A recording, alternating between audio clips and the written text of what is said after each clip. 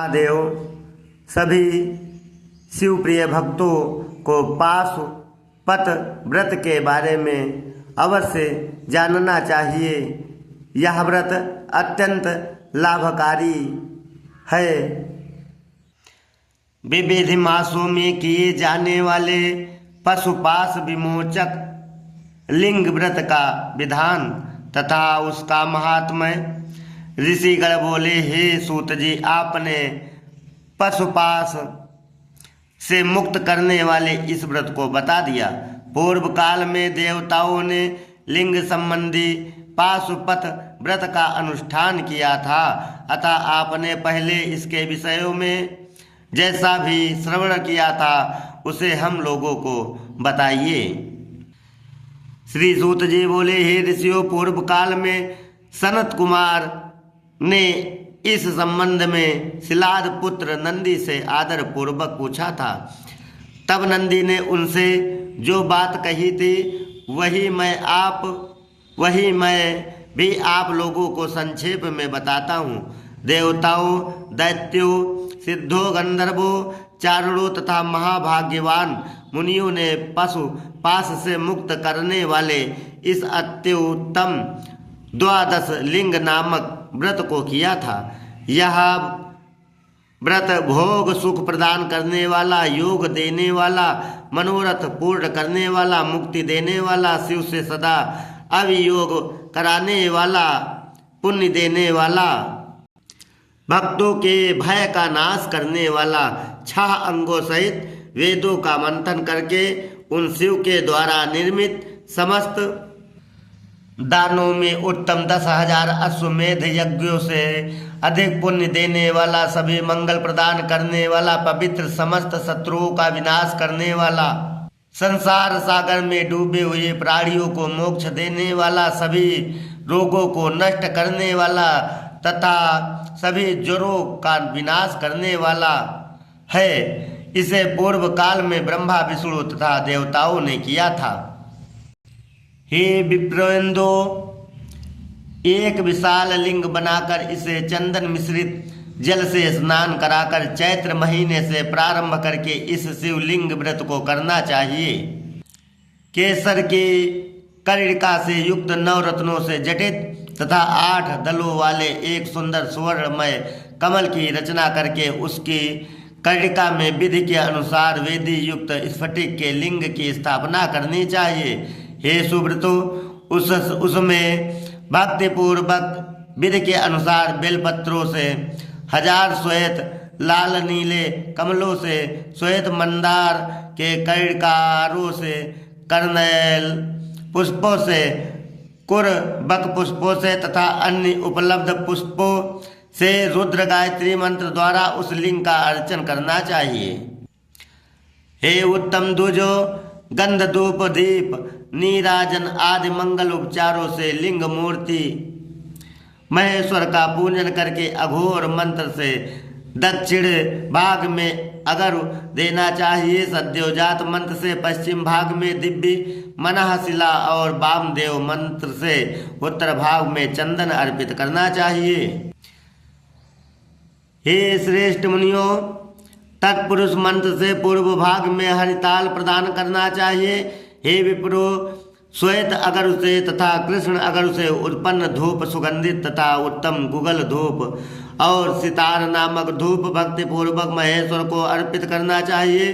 तत्पश्चात महाचरु को नैवेद्य के रूप में अर्पित करना चाहिए अथवा आढ़क परिमाण अन्न निवेदित करना चाहिए।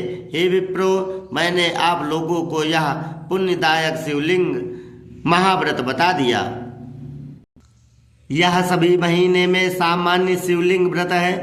अब मैं विशेष का वर्णन करता हूँ। हे विप्रेंद्रो, वैशाख में वज्र हीरा निर्मित लिंग, ज्येष्ठ में मरकत निर्मित लिंग, आषाढ़ में मोती से निर्मित लिंग, सावन में नील मणि से निर्मित लिंग, भाद्रपद मास में पद्म राग से निर्मित सुंदर लिंग, अश्विन क्वार में गो मेद से निर्मित शुभ लिंग, कार्तिक में प्रवाल मूंगा से निर्मित लिंग, मार्गशीर्ष अगहन में वह डोर से निर्मित लिंग पौष में, पुष्पराग पुखराज से निर्मित लिंग माघ में, सूर्यकांत मणि से निर्मित लिंग तथा फाल्गुन में स्फटिक से निर्मित लिंग का यजन करना चाहिए।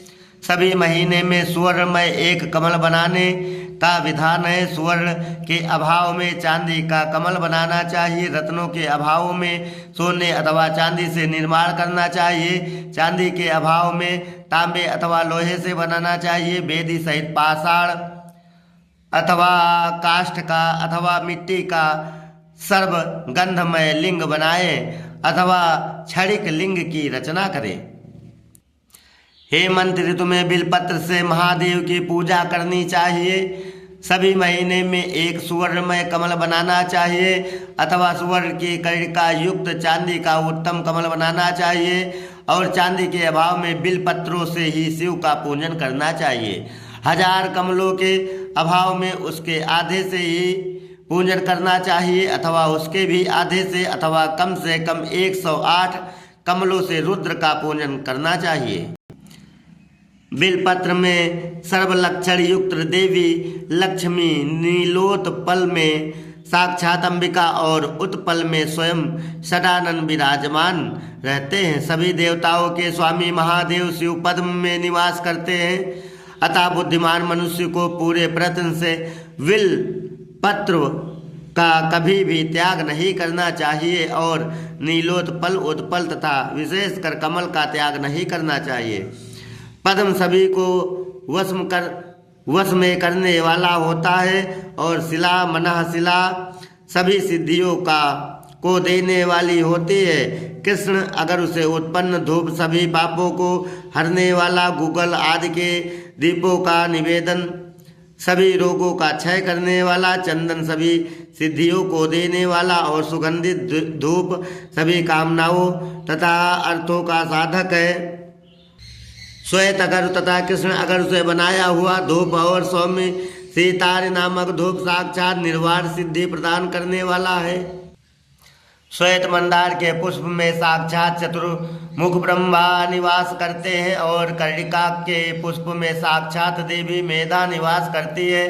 करवीर के पुष्प में गणाध्यक्ष बक, पुष्प में स्वयं नारायण और सभी सुगंधित पुष्पों में भगवती पार्वती माता विराजमान है। अतः यथोपलब्ध इन पुष्पों से तथा शुभ पुष्प धूप दीप आदि से भक्ति पूर्वक अपने विद्य सामर्थ्य के अनुसार देव देवेश शिव की पूजा करनी चाहिए।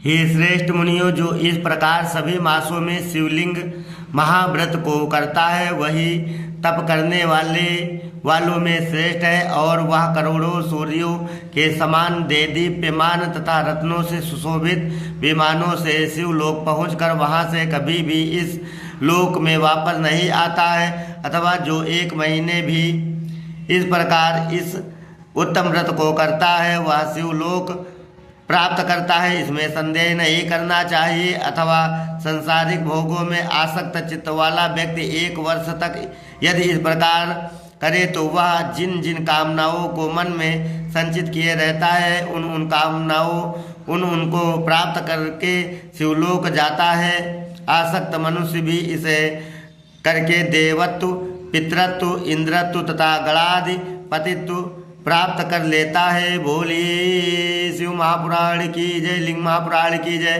बोल शंकर भगवान की जय, उमापति महादेव की जय, हर हर महादेव।